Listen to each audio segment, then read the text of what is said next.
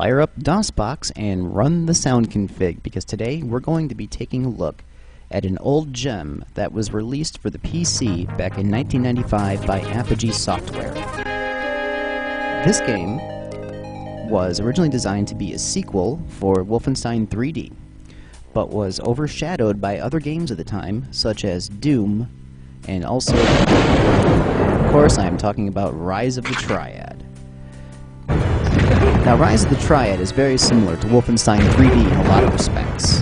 It uses the very similar tile system, the weapon system is somewhat similar, and the character interaction with sprites is also very similar. However, there are many improvements to the engine. The game is very challenging, and the controls are very awkward. Now, I know it doesn't look like it's awkward, but I'm actually having a very difficult time moving around right now. The mouse can only move from side to side when you're doing mouse movement. In order to look up or down, you have to hold down a key in order to do that, and that can be somewhat frustrating. So it takes quite a bit of getting used to in terms of controls. They're definitely not up to today's standards when you're talking about modern games, such as Jedi Academy or Jedi Outcast or Quake, or any of the other new games out there that people are playing. Now, this game, back in the day, had some pretty steep requirements. As I said, it was released in 1995, and it required a 40 MHz 386DX processor, 4 megs of RAM, and 20 megs of hard drive space. Now, back in those days, those were some pretty steep requirements. Now, in this game, there is no jump key, but as you can see, the character can jump by pressing, not by pressing, but by going over one of the one of the trampoline tiles.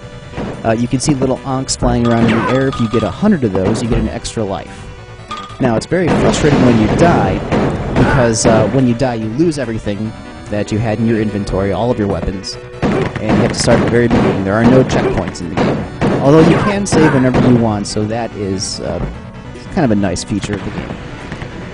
Now, the game is very difficult. You can cheat, of course. There are cheat codes that, if you want to be a pussy about it, you could put into your keyboard and become invincible, and a whole bunch of other stuff available to you.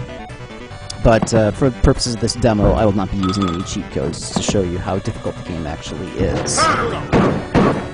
Now, the characters don't say much, and the interaction with the environment is a little bit more in-depth than it was originally in Castle Wolfenstein.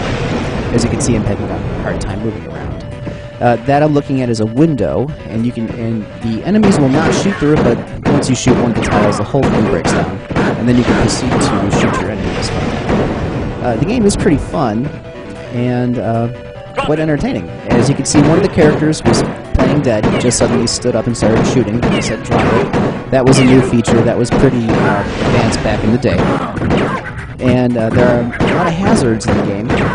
Here you can see spikes moving up from the floor. If your enemies touch these, they will die as well. So it's kind of nice to see the enemies succumbing to the traps in the level. Some of the enemies are harder than others. These are actually monks. These are remnants of Hitler's army, and that one's begging for his life. That was another fun feature of the day back then.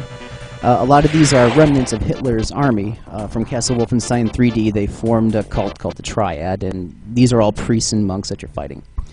The levels are all very similar, and as you can see, you eat porridge to gain your energy back, and the game becomes a little bit more fun once you pick up a weapon. Now, I just picked up a machine gun, and as you can see, I have infinity ammo. That is kind of a nice feature that they put in there with the weapons like machine guns and pistols.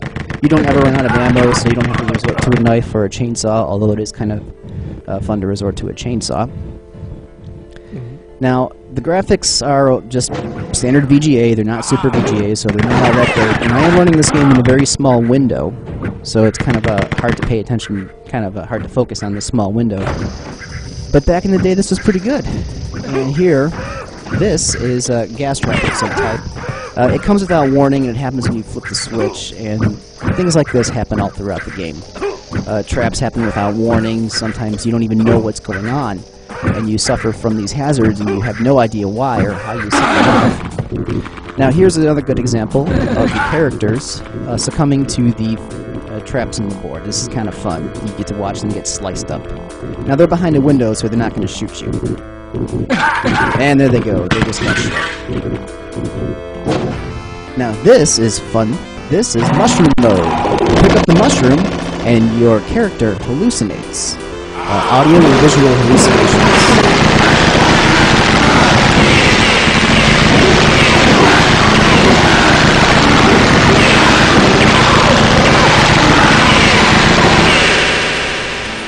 That's a blast, isn't it? Now there's a well that gives you back life. Kind of stupid in this game because they put food all over the place, but they were really stingy with their extra weapons and ammo. Weapons like the rocket launcher require additional ammo, and they just don't leave it around, so it's kind of annoying. That's a drunk missile. And there are some other power-ups in the game that you can find scattered throughout. This is flying mode, so you can actually fly through the levels. And as I said before, looking is kind of a pain in the ass, so I don't know why they included this. But overall, this game was fun, and definitely worth another look, even though it is several years old.